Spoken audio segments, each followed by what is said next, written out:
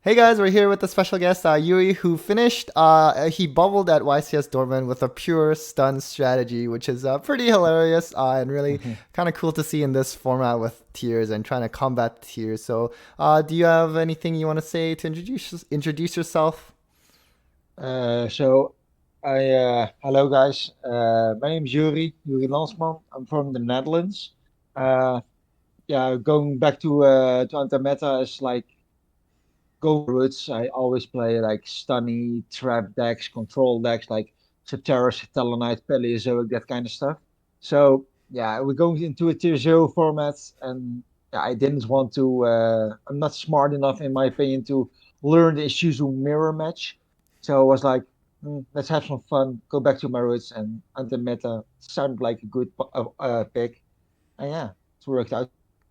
Right, and I think it's saying something when people are actually kind of rooting for anti-meta like stun strategies, Mystic Mind to Yeah, win it because people happens are a so. lot during.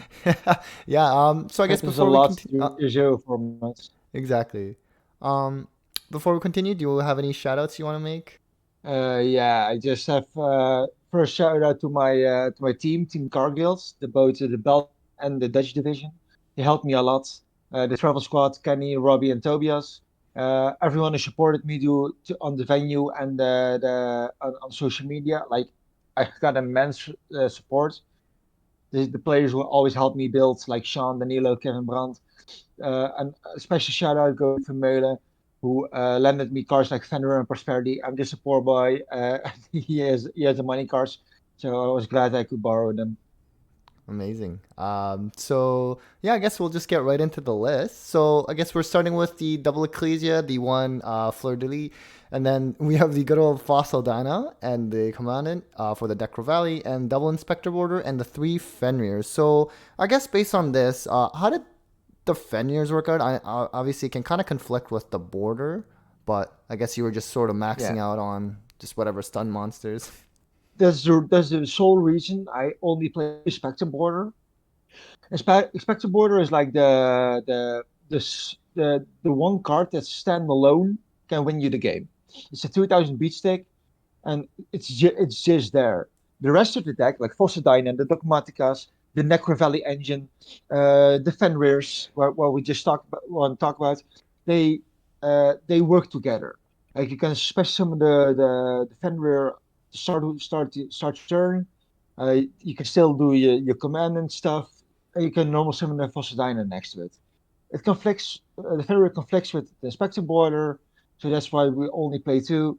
But standalone, it can win you games. You need to know their servants and the Fenrirs to have a going second option because yeah, you can't always win the die roll. Like Right. And uh, so yeah, and I guess moving forward, we have the three cosmic cyclones, the Dear Servant that you mentioned, Necrovalley, which I think is very very strong right now.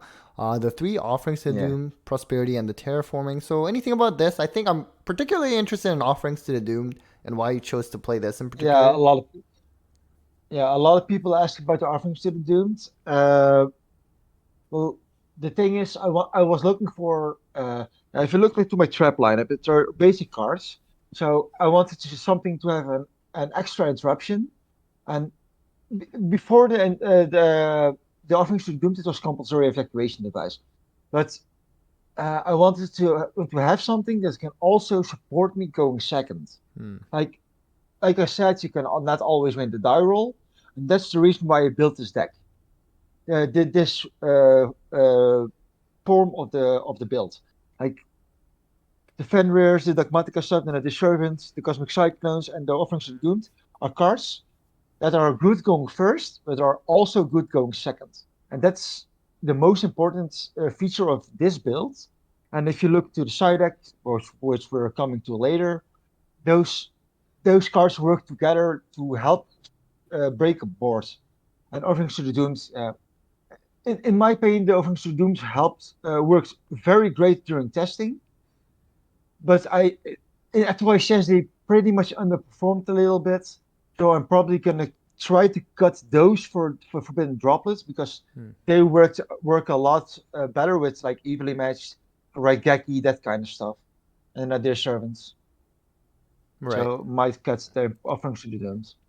And is there a reason you don't play Mystic Mine? Yeah. No, Mystic Mine is a good card, but uh, I was considering it. I was considering a lot of cards, but Mystic Mine and Shifter is also one of those cards. Like people were probably asking in the comments, like why you don't play Shifter. Those were cards that's you. I don't need to break the board. Hmm. Like the biggest issue against Tearlaments is the Baron. Okay, it's base Mystic Mind just base it, and the crime. Those are the omni negates. Mystic Mind just baits it basically. Hmm. Then I rather have cards like Evenly Match Raigeki and cards that actually removes the threat. Just hope they don't negate my floodgate. That's why Mystic Mine didn't come into the deck. And Dimension Shifter, which I probably want to know as well, uh, it doesn't work well with the Dogmatica stuff. Uh, and I know they can't play on the shifter, but I can. But it just didn't feel right. Test also lost to a shifter, thanks to Fluanderies, and I was like, no, it doesn't come into the deck. No, Mystic Mine was an option though Hmm. for going second, but maybe in the side deck. Okay. And I guess rounding out the list is your three, the traps, the three crackdown, three punishment, one metaverse, and three solemn judgment. Crackdown is a pretty interesting one. Is there like an optimal target that you love taking away with crackdown in this format? Now, well, like I said, it used to be like uh, two crackdown, two offerings to the doomed, and two compulsory. Mm. But I decided to cut the compulsories for three crackdown, three offerings, because I want to get rid of the monster attacking me. And compulsory that bounces the monster, they can just resummon it, attack again, resource game. And with the crackdown, if you could look into my extra deck, you find you find multiple cards that just work together with or punishment, another servant of course, or with the crackdown. Mm. Like with the crackdown, you steal a Rhino Heart. I think the most stolen card this event was Rhino Heart, and so I made like two or three dwellers this event Mm. with the Rhino Heart. So I have a 22 beat stick. So it's just a simple thing, and yeah, you steal something, the biggest beat stick, and it helps you clear boards.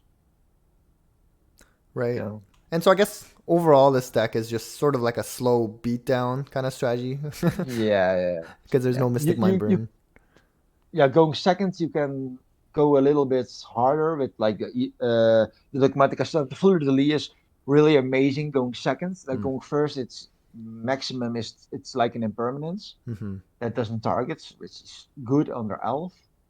Nice. But the rest is just yeah, it's indeed just a really slow grind game. Right. And you know, a Yes. lot of players Yeah. prefer that. Yeah. So I guess. One thing Mhm. I should mention, I think, is terraforming a metaverse. They were the Necrovalley throne, the Gravekeepers throne back in before, which was basically a Rhoda for Gravekeepers. Mm. But I decided to go for the terraforming and the metaverse because I cite spoiler, I cite Zombie World. Mm. So Right. that just works together a bit more than a Gravekeeper Rhoda. No, that's very good reasoning. Yeah. So I guess that's a clean 40 for the main, and for the extra, you have the three Entis, three Garura, the Ash Dragon, Abyss Dweller, Zeus, Donard, the Vespinato. I don't really know this one, and we can talk about it. Aggregator, Baguska, Yeah, Dark, and the Hida. I guess you know the first seven, the fusion is just your dogmatic and punishment targets. yeah, You did yes, mention yes, briefly yes. about Dweller with the Crackdown. Anything else you want to mention in particular about your extra deck and whether they really come up or not? Well, the aggregator, you wanted to talk about that. It never came up this event, so it's not. Yeah, in my opinion, it's still better than like Pegasus or Omega in this deck because you always have a like a Necrovalley. Same with Fossil Warrior, Skull Knight, Fossil Warrior or something it's called. I used to play all three of those, but with the Necrovalley you cannot banish from the graveyard or they just shuffle it back before you can actually resolve them with Ishizu cards. So I decided to just go for 8 Dogmatica targets with the two tree offs, the Titanic Red and the Aggregator, because Aggregator also works against Fluanderies. Hmm. You can just negate like a Bear Statue, the Field Spell, the Empen. It never came up, but in theory it's fine. The Bagushka is just a backup versus Fluanderies. Sometimes you need it. I made it once this tournament. Dweller I made like I said like 3 times, 2 or 3 times by just stealing like the Rhino Hearts and the Sharons of my opponent. And just in case you can activate Dweller's effect and then you attack and you put a Zeus on her just on top of it and just clear the entire Tearlaments field. It doesn't come up that much. I didn't make Zeus this event, but in theory it's fine. The Vespinado I actually used against Exorcister. I stole the Michalis, I think it's called, and I just slapped the Vespinado on top of it. In theory, it was because of stealing a Dweller, but yeah, because Exorcister works as well. And the downward I actually also made once against the Sprite matchup by stealing a Gigantic, and then oh yeah, and then I made the Zeus. I actually made the Zeus once. The Hmm. Charmers I never made this tournament, but in theory the Dark, we all know why Dark is good this format. And the Hita was just steal an Elf against Sprite, and then you can just reborn like the rat or the carrot to have your own additional negate. No, right. That definitely makes a lot of sense. So I think it's really cool, and also it's kind of interesting because I'm looking at Crackdown again, which I haven't in a few years, but it's not once per turn, so it's actually No, funny. punishment is the only one's return card in Yeah, this rep item. Crackdown. Yeah, exactly. I guess lastly onto your side, it's also pretty interesting. So you have the Pankratops, you have the Kurikara monster, the three Ryos, Regeki, two Zombie World, two Dark Bribes, and evenly. So maybe we can start with the Kurikara. How did this work out for you in the event? Okay. So Skurikara is actually funny. I was on 14 side slots, and I couldn't find my third zombie world, and I was like not feeling like fixing third zombie world because I also have the terraforming and the metaverse, and I actually wanted to fill the spot with an extra board clear card, and I couldn't find a good one off. So I was like, just put in the Kurikara, and I resulted like 2 or 3 times. It won me the game against Exorcist of all decks, Hmm. and I resolved it like round 1 or 2. I resolved it against a tournament player. So I think I resolved it once again in the tournament, and it's actually just an amazing card. Maybe I should have played more of these, but I don't know what I would have got for this. Maybe one of the Evilies, Hmm. but yeah, it's just an extra board clear one of if you draw it, you draw it. So you bait a lot with the dear servant, right? Geki's evilly, and if he just don't get through it, get through the field, just courier carry them and attack for a lot of damage. Right. And then the Ryo, I mean, obviously it's good against Sprite, and it's something that people play like Mannequin Cat for example. But anything else that it comes up for you, and how well it Well, works? it's mostly because of flow underace. Hmm. Floundries together with like I guess Floundries is it's not an easy matchup with the main deck because yeah you play the cards like Fossil Dyna and Necrovalley, they don't do much against Floundries. Well, not much. They don't do anything against Floundries.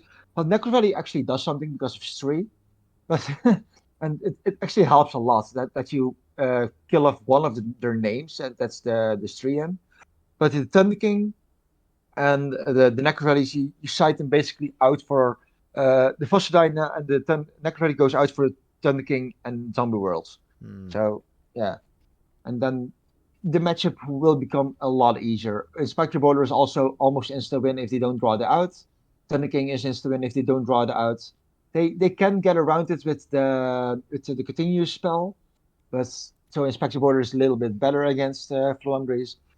But Thunder King shuts off a lot of them. I wanted to side King Tiger Wangu instead of the Thunder King, but because King Tiger Wangu is mandatory, they can just do a lot of plays and they can just tribute with the continue spell a lot.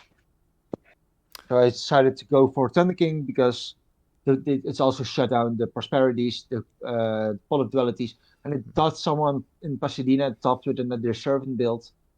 So yeah, I think Thunder King was the right pick. No, that makes a lot of sense. And I can only imagine Flunder is not like the best matchup for this No, deck. go main deck. It's not a good matchup. No, no. I won my final one race matchup. I only faced one in the YCS. I won it, Hmm. but it was a really exciting match. We went into a time extension, and it was the only match in the entire YCS I went into time. And then I guess Mm. lastly, the Regeki, Zombie World, Dark Bribes, and Evenly match, which I guess is not too. I think it's pretty standard. Like it's not surprising, I suppose. Anything else you want to mention about that? Well, instead of the evening matches, I also considered Ultimate Slay, uh, because yeah, my extra deck is like utility for those cards. Uh, but during testing last minute, I realized that you cannot target anything under Elf, of course. Hmm. So the Ultimate Slay was just a little bit better than the Evelies, and the Evely was amazing, but also not amazing at the same time. This was just I have mixed feelings about it. Like you give up your battle phase, which conflicts with the Fenrir and with the what's called the Dogmatica Fleur de Lis, which also helps you break boards. So I think if I found something better for the Evelies, I would play something better than Evely. Raigeki is just amazing together with Inspector Border, Fossadina, or the Necrovalleys against relevant, but it's a combination cards. I don't know what better to call it. If you activate Raigeki on the entire tournament board with the Fossilino board or Nectar Valley on board, they just lose their entire field. And yeah, the Dark Bribe is just I never activate one of them in the entire YCS. But in theory, it's because I was just a little bit too afraid of opponents' Evilies or Lightning Storms. Yeah, no, that's great. Thank you. So I guess that's it for the deck profile. Again, thank you so much for taking the time to do this. Any Yeah. last words? Well, I think I already gave my shoutouts. I also told you what I would change. Maybe change the Kurikara to the third zombie world, I think. Hmm. But yeah, I think that's it. Yeah. Awesome. Thank, thank you for having me. Okay, well, thank you everyone. Take care.